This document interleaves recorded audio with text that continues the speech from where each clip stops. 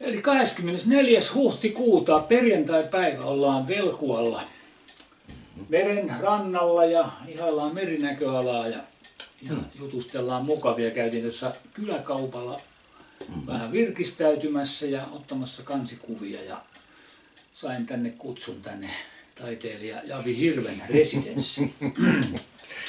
Ja nyt on tarkoitus, että on tämmöinen pieni haastattelukin niin tässä samalla ja katsotaan mihin tätä sitten voidaan käyttää. Että maestro itse istuu siinä mukavasti nojatuolissa. Niin, ympäristö on paras mahdollinen. No, kaikki voi sanoa. No, Javi, sä oot syntynyt Lounais-Suomessa vuonna 1960. Kyllä. Ja onko salaisuus, että mikä paikka Lounais-Suomessa? Ei, Kaarinassa ja kotona. Aha, eli sä oot vielä sitten sitä ikäpolvea, että kotona. Ja nythän se on taas tullut uudelleen tämä kotisynnytys. Joo. Synnytyslaitokset olivat täynnä ja kätilö tuli kotiin ja höpäsi minut tulos. Ja isä hakkasi halkoja pihalla. Niin, no niin, se on aika hyvä. Ja sitten sä oot tietysti pikkuhiljaa ajautunut näihin musahommiin ja muistatko milloin sait ensimmäisen soittimen käsiisi? Kitara ilmeisesti on kyllä. 11 ja 12-vuotiaana. Okei. Joo. Silloin se jäi vähän silleen, mutta sitten 15-vuotiaana mä aloin soittaa sitten. Niin just, että se niin kuin lähti todella käyntiin. Joo, tekemään biisejä samoin. Joo. Ja onko nyt kun tälleen niin kuin jo kypsemmällä iällä mietit, niin onko mitään käsitystä, montako biisiä on kaiken kaikkiaan tullut tehdyksi? Jos 15-vuotiaasta asti olet nyt mennyt ja tässä on nyt niin kuin ja siis kaikki lasketaan. Jos kaikki lasketaan, niin mikä on suunnilleen se lukumäärä? Ei tarvitse tarkkaan. En tiedä tarkalleen, mutta sanotaan nyt, että 500. Niin just, että se on jo aikamoinen määrä. No siinä on, jos siis kaikki lasketaan, mutta semmoiset niinku oikeat biisit, mutta kyllä niitäkin 300. Niin kyllä, joo, että siinä on kuitenkin jo se on, ja näitä kaikenlaisia ideointejahan on aina tartuttukin, että ei mitään synny, jos ei kokeile. Ja niin bändikeikat, ensimmäiset bändikuviot. 16-vuotiaana. Okei, eli se on ollut niin kuin sinne 70-luvun puolivälin jälkeen. Joo, se oli ammattikouluaikainen, vähän puuseppä. Okei, niin, puuseppää aina tarvitaan. Niin silloin luokkakaverin kanssa niin hän oli rumpali ja hän tunsi ihmisiä ja silloin se lähti sitä kautta sitten tehtiin ensimmäiset keikat sitten. Ja siihen aikaan soittimia ei ollut läheskään niin helposti saatavilla, siis ne oli suhteellisen kalliita. Joo. Ei kellään ollut sillain niin kuin seinät täynnä kitaroita ja varastot täynnä rumpusetteja, vaan se oli hyvin erilaista se. Joo, se oli. Muistan itsekin omista aloitusvuosista, että mulla oli niin kuin kaveripiirissä ainoa rumpusetti, ei kellään muu. Ja sekin oli semmoinen, että se teipillä kasattiin suunnilleen. Niin, Mutta näin.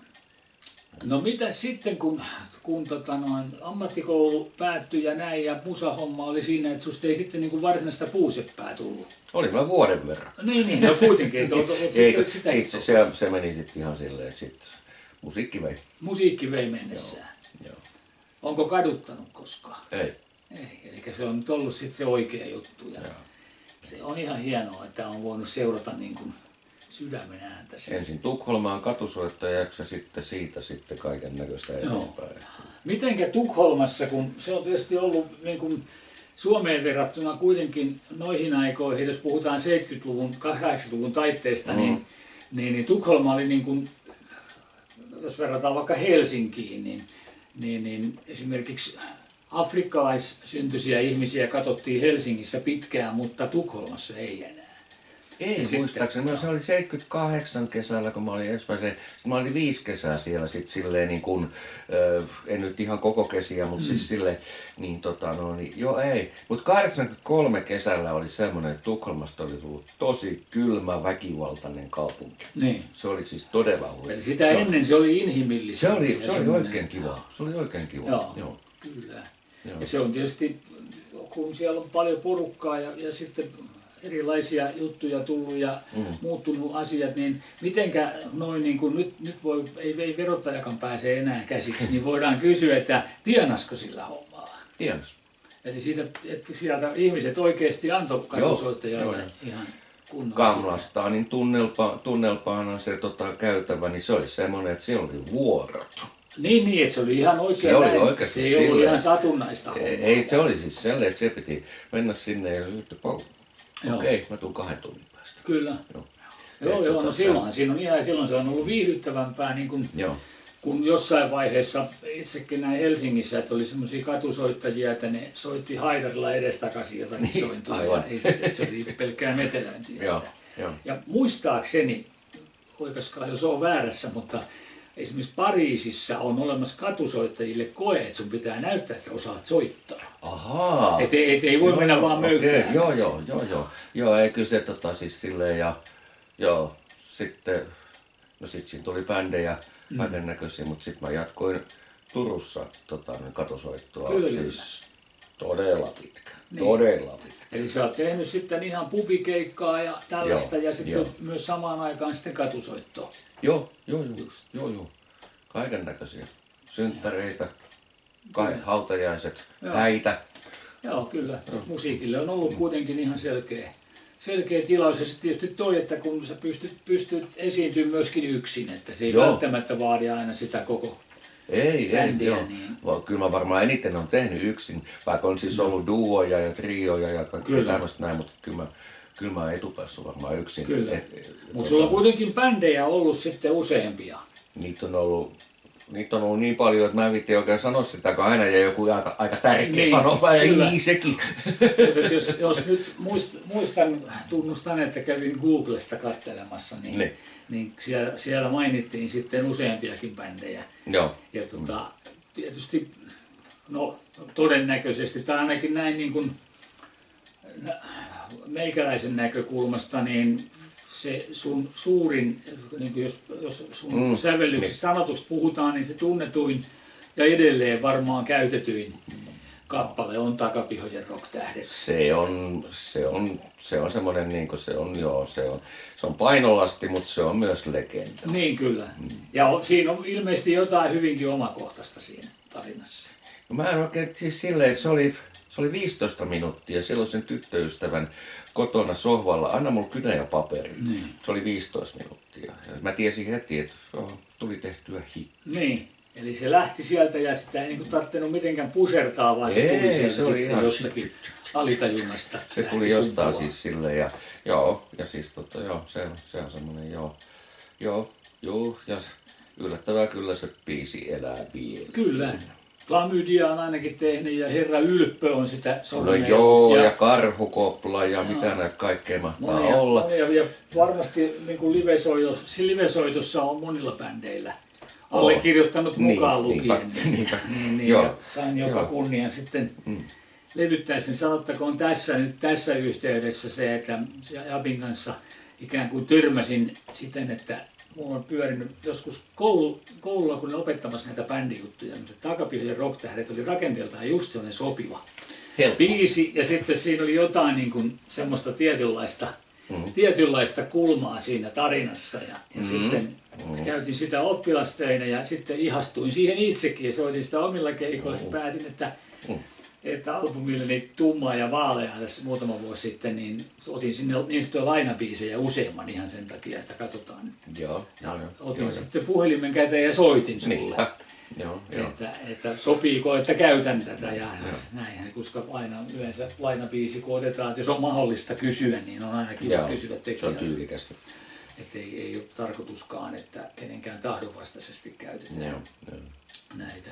Mutta sitä kautta meidän tiet sitten ikään kuin yhdistyivät, siihen asti ollaan sitten oltu puhelimen välityksellä tekemisissä, että sanotaanko vielä sen verran, että Jabi on yksi niistä harvoista, jotka eivät käytä tietokoneita eikä sähköpostia. Näin on. Eli lähetin tämän sitten kuunneltavaksi tämän version ihan CD-levyllä ihan kirjeessä ilmeisesti se tuli sitten ehjänä perillekin. Kyllä. Ja hyväksyin. Sain vihreää valoa ja sitten se on siellä sitten ollut. Ja tosiaan niin nyt sitten päätettiin niin, että kun tässä noin vuosi sitten puhelin soi taas kerran ja Jabi soitteli, että mitäs, että kun mulla on jossakin tämmöinen yksi albumillinen ennen levyttämättömiä biisejä, jotka on kirjoitettu 30-40 vuotta sitten. Suunnilleen, eikö näin? Kyllä, kyllä. Että voitaisiko ne, että jos löydät sen kopion, niin voisi lähettää, niin no lähetä vaan. No yhtenä päivänä se sitten kolahti meidän postilaatikkoon. Ja minä sitten pyörittelin sitä siinä pari päivää ja puhelin soi ja Api soitti, että saitko levyn, oliko siellä yhtäkään semmoista biisiä. Sitten mä sanoin, että no mitäs jos tehdään kaikki. Joo. Ja sitten vielä muutama sen jälkeen vielä sekaisin. Se oli mulle vähän. Kaikki. Perhana tee sitten. Tehdään kaikki ja nyt ne on sitten tehty ja levy on menossa julkaisuun, eli ensi viikolla lähtee tiedostot eteenpäin. Tänään on otettu valokuvia ja niin ajateltiin, että tehdään myöskin tämmöinen pienimuotoinen haastattelu tässä samalla. No sä oot sitten kuitenkin niin kuin soittanut monissa bändeissä yhtä aikaakin. Joo, niitä oli siis silleen, niitä oli todella paljon semmosia. Sait sumplittua kuitenkin aina treenit ja keikat niin, että ei. Joo, kyllä. Ja sitten oli aika erityyppisiä bändejä jossain vaiheessa silleen, että siinä oli kaiken näköistä siis silleen ihan englanninkielisestä juurimusiikista, bluesia ja kaikkea tämmöistä näin. Ja siis sit oli kaiken näköistä ja sitten oli suomalaiset laulelmaa, oli yhden näyttelijän kanssa ja sitten oli... Nämä Vysotski-vaikutelmat tulee sieltä. No siis Vysotski tulee sieltäkin. Ja siis ja sitten oli ihan siis tommoista oikein, siis Helisma on ehdoton siis silleen mulle ollut semmoinen juttu, mikä niin kuin on ollut sanotuksissa niin kuin semmoinen todella voimakas vaikuttaja, siis hänen tarinansa. Kyllä, ja nimenomaan nyt nämä laulut, joita mulle lähetit, niin ne tarinat oli se, että niistä sai kaikista kiinni. Joo. Ja siinä mennään aika paljon täällä Helismaan vaikutelmissa ja myöskin Lappi on aiheena. Lappi on erittäin tärkeä. Mulle vieläkin, mä en enää pysty liikuntavammaisena niin käymään siellä, mutta siis on ollut erittäin tärkeä. Mä oon Ivalossa, olen hyvin paljon ollut Ivalossa siis silleen ja siis ylipäätään siellä pohjoisessa ollut ja oleskellut ja kalastellut, vaeltanut ja siis tämmöistä kaikkea, että Lappi on erittäin tärkeä. Joo.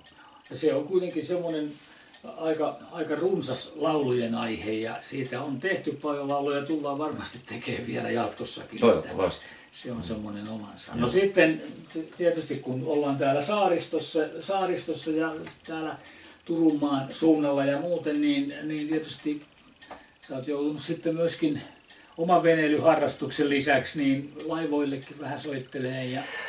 Joo. Siis... Lukussa ei kai voi välttyäkään kokonaan. No ei, mutta se suoraan sanoen en suosittele. Se on ihan oma maailmansa ja paitsi sitten kun teillä on ollut näitä paattirundeja. Joo, siis ne paattirundit, ne oli aivan loistavia. Pyrkkilauta Pongomiehen kanssa, niin ne oli aivan loistavia. Siis silleen, että siinä oli semmoista pelimannin henkeä ja luonto lähellä sitten siinä. Kyllä, meillä oli semmoinen matkapaatti putti, missä me yövyttiin ja siis kierrettiin Turunmaan saaristoa 2 kesänä. Siis ne oli loistavia keikkoja. Voin siis kyllä kuvitella, että se on todella hienoa. Se oli ihan loistavaa. Joo, kyllä. No sit sä oot tehnyt tietysti ihan esiintynyt lapsille ja vanhuksille ja... Joo, muskarit on hienoja. Joo. Mutta se on vaativaa. Sieltä tulee palaute välittömästi. Kyllä joo, sitä ei pysty huijaamaan. ei, mutta se on hieno. Ja siis mä oon tosi paljon siis ympäri Lounais-Suomea, niin on tehty se yksin, että viulistin kanssa niin ollaan tiedetty noita palvelutaloja, vanhainkoteja, tämmöisiä näin. Ne on hienoja keikkoja, kun ne on iltapäiväkeikkoja ja yleisö on suhteellisen selvinpäin. Niin, se just onkin, että se ei tarvitse huutaa kilpaa sitten. No se on ihan totta. Joo. Ne on ihan hienoja. No tästähän tietysti voidaan ottaa sellainen sivujuone, että onneksi olkoon, olet lähiaikoina tullut isoisäksikin. Näin on. Vai oliko se salaisuus? Ei se ole enää salaisuus. Eli siinä mielessä on ihan... Julius-poika täytti 4 kuukautta tuossa. Niin, aivan loistavaa, onnittelut siitä sitten isoisälle ja myöskin sitten Ukille, joo. Kyllä. Joo. Ja sitten tosiaan, niin kuin mainitsitkin tuossa, niin englanninkielistä juurimusiikkia on soitettu. Ja mites vieläkö englanninkieli taittuu?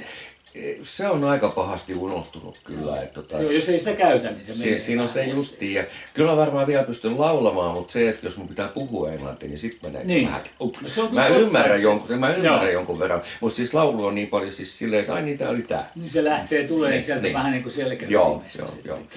Että sille, semmoista joo.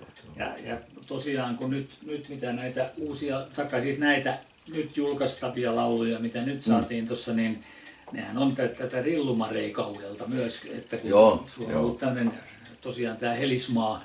Se oli silloin. Helismaa-kausi, niin se on tosiaan niin kuin sanotaan siinä yhdessä laulusta, Rillumarei ei ole koskaan, että se vaan muuttaa tietysti muotoonsa ja näin, mutta tarinoilla on aina. No sitten oli semmoinen harmillinen tapaus, joka tavallaan katkaisi sun keikkailun vuonna 2018, niin jouduit onnettomuuteen. No se oli pahoinpitely. Mulla haavaantui oikea käsi silloin muutamassa kuukaudeksi. Mutta en mä siitä sen enempää. Se oli sitten se, mikä niinku tämän keikkailun ja tämmöisen aktiiviuran tavallaan katkaisi, että jonkin verran pystyt kuitenkin soittamaan, mutta... Ja se on tietysti, kyllä keikat on tehty. Niin, eli se on sitten omaksi iloksi ja näin, että jos nyt lastenlapsille sitten totta kai pikkasen soitella. Mä oon miettinyt sitä, että vieläkö joskus tekisi jonkun muskarikeikan, mutta mä oon miettinyt sitäkin, että olis mä tarpeeksi hyvä siihen soittamaan, että jos ne muksut huomaa, että ei toi osaa. Niin, että se menee. niin. Se on totta, että tämmöinen niin kuin loukkaantuminen, niin se on kyllä aika hankala juttu niin kuin soittajalle. Se on kauhea tilanne. Vaikka siitä osittain kuntoutuukin, niin se on silti, se ei sillain palaudu enää ennalleen. Ja toki tietysti niin kuin kuntoutusmielessä vähän soittaminen. Mulla on itselläkin nivelrikko käsissä. Niin suositus on, että puoli tuntia pianonsoittoa päivällä. Päivä. Niin se pitää sormet suoraan toimittaa. Jotain muuta tällaista, mutta piano on havainnut, että se on ollut hyvä. Siinä on sopivasti vastustaja kaikille sormille. Se on varmaan ihan hyvä. Mä en ole koskaan pianoa soittanut siis silleen, että osaan mä nyt sointuja ottaa niin sieltä ja tämmöistä, mutta en mä siis silleen. No tämä olikin se yksi kysymys, jota piti kysyä, että onko muita instrumentteja sulla ollut käytössä kuin kitara? Ei. Eli laulu tietysti. Laulu tietysti, mutta ei ja huuliharppu. No huuliharppu sitten joko niskatelineellä tai ilman. Niskatelineellä. Joo. Semmoista yksinkertaista huuliharppun soittoa. Kyllä, mulla on itsellä vähän sama juttu, että sillä saa siihen bändiin niin kuin yhden soittajan lisää, kun menee yksin keikalle. Kyllä. Ja tosiaan sä et ole niin kuin tietokoneisiin, etkä sellaisiin ollenkaan mennyt. Ei, se jäi silloin, kun se mun piti, tai siis olisi pitänyt aloittaa, ja nyt se rupeaa olemaan jo siis silleen, että aivan liian monimutkaista mun päälleni, että en mä pysty enää omaksumaan. Kyllä. Eli nyt pelataan sitten kännykän ja kirjepostin varassa. Näin on. Sillä nyt pärjää kyllä, että kun ei ole niin kiire jatkuvasti tehdä. Niin, näin on. Kyllä.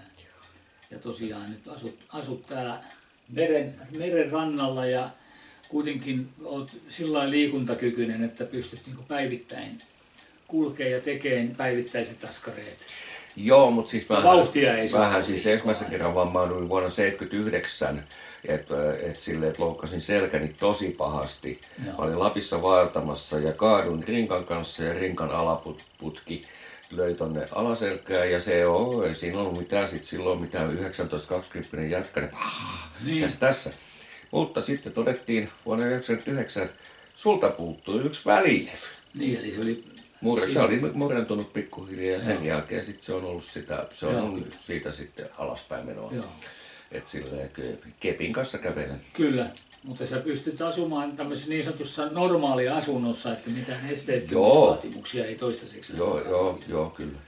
No se on arvokasta, että pysyy kuitenkin toimintakuntoisena. Se on se on erittäin tärkeää. Ja kuitenkin niin kun musiikki on edelleen sulle kuuntelun ja pienen soittelun myötä niin edelleen semmoinen henkilöinen.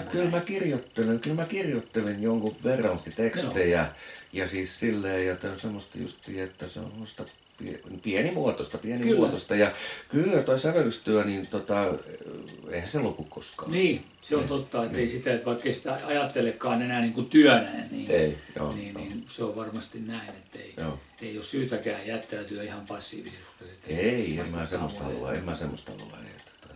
No se on mukava kuulla, että Jabilla on niin kuin asiat sillä lailla järjestyksessä täällä ja oli mukavaa, että kutsuit käymään täällä sun tykönä ja pystytään jatkuvasti sitten olemaan yhteyksissä ainakin puhelimen välityksillä.